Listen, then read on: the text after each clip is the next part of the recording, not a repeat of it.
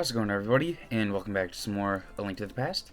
In today's video, we're going to be going through the third Dark World dungeon, which is Skullwoods. And the item here that we get isn't very useful in the overworld. It can be used to help out with some enemies and some bosses. But in terms of traversal, it doesn't really do anything for us, which is unfortunate, but that just means we can jump straight ahead to the next dungeon. Before we head into the dungeon, though, there is one heart piece we can get now. And I like to get these out of the way just because, like, well, for one thing, the walkthrough recommends it that I follow. And two, it's just nice having, like, extra heart containers and whatnot.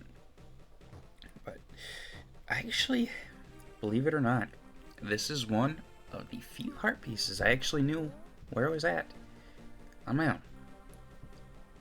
Can't say the same for a majority of them, but this one, I was like, I know how to get you. But unfortunately, it's not going to give us another heart container. But that's okay, because we don't really needed one.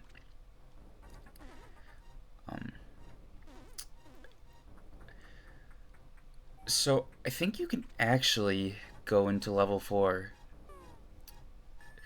right now, because I don't think there's anything that you need. Yeah, you don't need anything from level 3 to get into level 4, so if you really want to, by the time you might be watching this video, if the video for level 4 is up, you can just go ahead and watch that one, and then you can get a sword upgrade, like midway through. As soon as you get the item from level 4, you can go ahead and get your sword upgraded, which is really nice.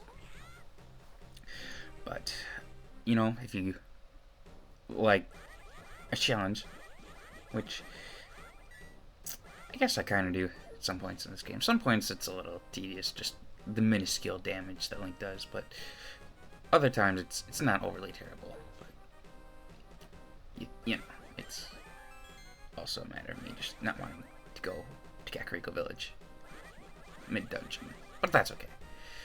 So Skullwoods, the item that we get here, spoiler alert, is going to be the fire rod. And what that's going to allow us to do is to basically one-shot Gibdos. There's torches you can light with them. It's kind of a faster way of lighting torches, depending on how you look at it. But taking care of these guys a lot faster is probably one of the main uses. The Gibdos are pretty annoying in this game compared to other Zelda games. I don't know what that guy was doing, and I don't know why that pot didn't hit there. We also do have Wall Masters, which are kind of a pain in the butt, because if they grab you, they'll take you back to the entrance you started at, which in some areas in this dungeon it's not that big of a deal, but in other areas it's a little annoying, so you just gotta watch out for them. Try not to stand in one place too long. You can kill them. If you do, they only go away for a couple seconds though, so it's not really worth it. But if you're feeling like killing them, go for it. Otherwise, just be careful and avoid them. Another way you can kill the Gibdos really fast is with the Vamos Medallion, which I think I might do at some point in this video. Otherwise, it's the next video, but I'm pretty sure it's some point in this one. I believe I mentioned this in another video as well, that I never really used the medallions too much in previous playthroughs, but getting to use them now, and like, I'm just realizing that this game, in terms of enemies that you have to clear, they give you so many options for the game. Like, I definitely understand why there's so many randomizers for this game, just because there's so many ways to clear through enemies and whatnot, and just, like, be undetectable to them. Those yellow crystal, whatever you want to call it, if they hit you, you'll actually turn into Bunny Link for a few seconds, which I don't understand the logic behind it in-game, because the Moon Pearl is protecting Link from becoming a bunny, so I don't know if it just temporarily blocks out the Moon Pearl, and then the Moon Pearl just says, no, we're done doing this. I don't really know how it works, but it works somehow. You can't use the sword as Bunny Link, of course. I think the tunic, though, that you're wearing, or the mail that you're wearing, does match up with Bunny Link, which is cool. I just lost my train of thought. It's dangerous. And the reason you're going to see me cutting all these vines all over the place is just because I remember there was somewhere that you could cut the vines to find the door, but I couldn't remember for the life of me where it was. But eventually I do. Eventually I figure it out. So the boss fight for this dungeon and the next dungeon are very, very easy bosses if you use the right items. If you don't, you might struggle a bit, but basically you can kind of cheese, well, you can cheese them using the magic cape or the cane of Burnia. Is that what it's called? You can use either one of those. If you use the cape, you're going to have to slash yourself, but if you use the cane, it does, I believe, damage equivalent to that of the fighter's sword. At least, I think that's what it's called. The first sword you start out with. So, I think technically using the cape is going to be a little bit faster. You're going to see there. It just takes me back right down to where I just fell, right there. I think using the cape is faster, especially once we get our sword upgraded, so that's the way to go. If you do want to fight normally, you can use the fire rod, you can use your sword. But I think this is kind of at the point in the game where the tables are kind of going to be shifting. Like, we've gotten some of the harder dungeons out of the way, and our dungeon item from level 5 is going to be really, really helpful and useful for us. So, that sword upgrade, the mail upgrade, all the, like, invulnerability items we have, the magic upgrade, it's just, this part of the game, I want to say probably from levels 3 through 5, maybe 6, but I don't really, 6 is hard to say, but this sort of mid-game is where things kind of turn back to getting easier again, like how they sort of were after the first 2 dungeons or so, depending on how you look at it, because we're kind of stacked with items and whatnot, but, you know, if you play it safe, you'll be fine. Always stacking up on potions, fairies, using your cape more so than I do, and using your medallions more than I do, because I don't really use them too much, but I just like to show them off once in a while, but I really should be using them more. So it's nice that we have so many items at our disposal. For this room here, I don't think we actually need to bomb that wall. I think it's just maybe some items behind there. We'll see in a second, because I do cover every spot, for the most part. There's, I believe, 1 or 2 rooms in this dungeon that I don't get, but we do end up getting the compass again, which is nice, because I'm pretty sure I missed that from the Dark Palace. Oh yeah, we do need to go in this room. My bad. Just disregard what I said first. I didn't know you could do that at first. Like, you saw me walk out of the room and then like, wait a minute. Because I saw there's like kind of some flooring coming out of the wall, and evidently you can just pop over like that. And part of me at first was thinking maybe I could use the hookshot to get across the skull, but that wouldn't have made sense. But then I like really started to see the wall a bit more, and I was like, oh yeah, you can just walk across. This is the first time I've ever noticed that, and any time I've ever played this game. Also the first time I've done that, and any time I played this game. I didn't think the hookshot would work on the statues, but it does.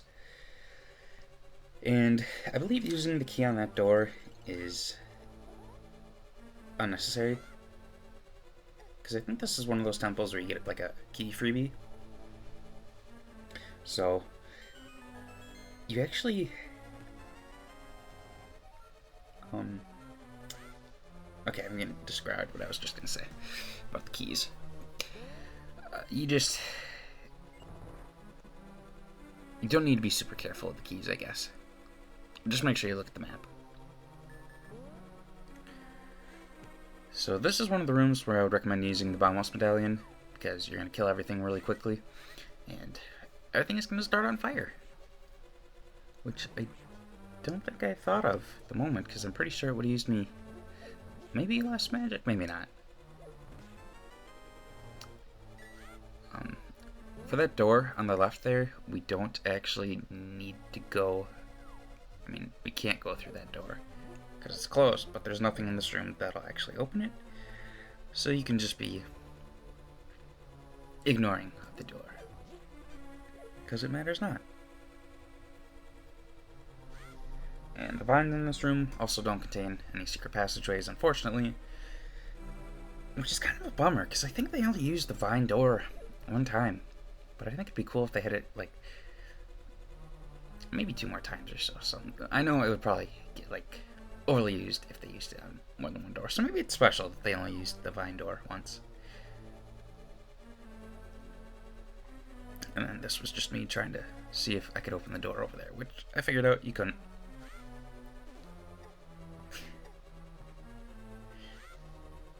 I love that little combo that I did there, bouncing into the little bumper and then getting bullied. And then we got ourselves a little shortcut to the back,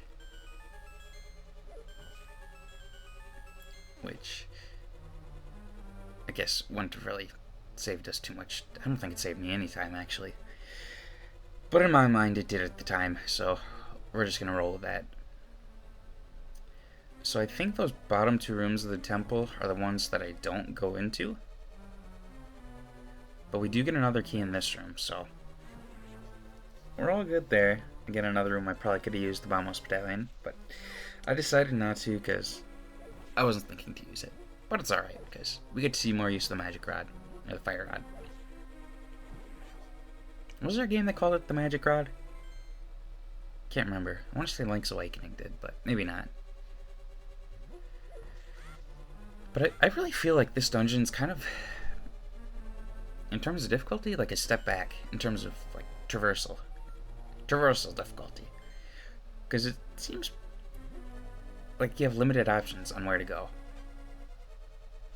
But maybe that's just me thinking like that. Maybe it's not like that much easier. I don't know.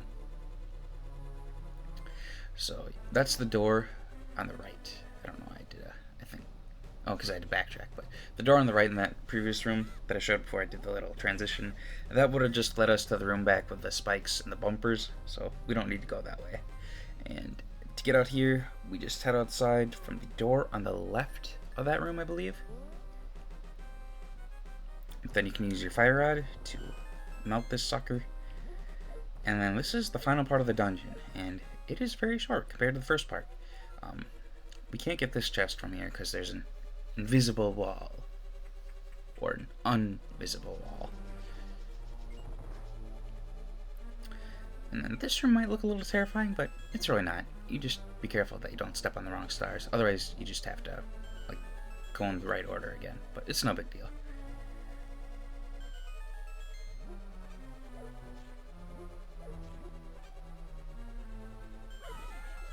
So I just perished there, but it's alright.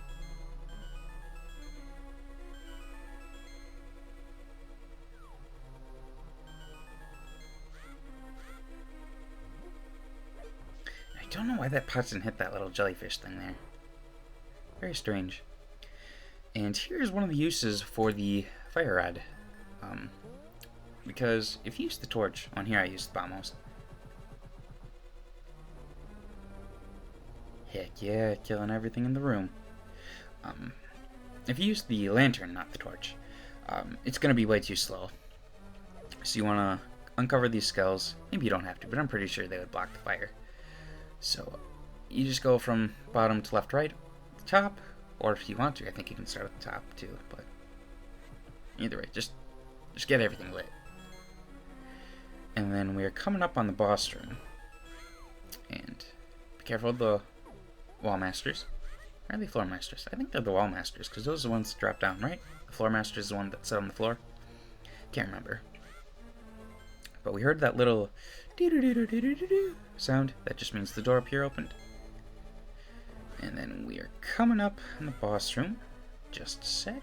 Here I go using the Vamos medallion again. I think this is the most powerful medallion, if I'm not mistaken, because I think the other one just freezes all the enemies, and then the Quake medallion, I don't know if that kills everything or not. Maybe it does, but I don't recall. Perhaps I'll have to use that in one of the next videos.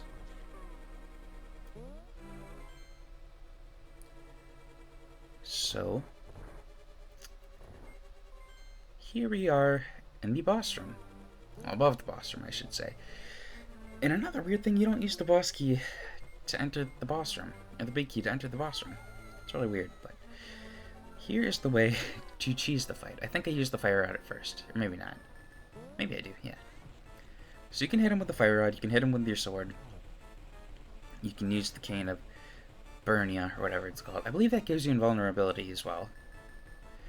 But I think the cape works the best, so that's what I ended up using.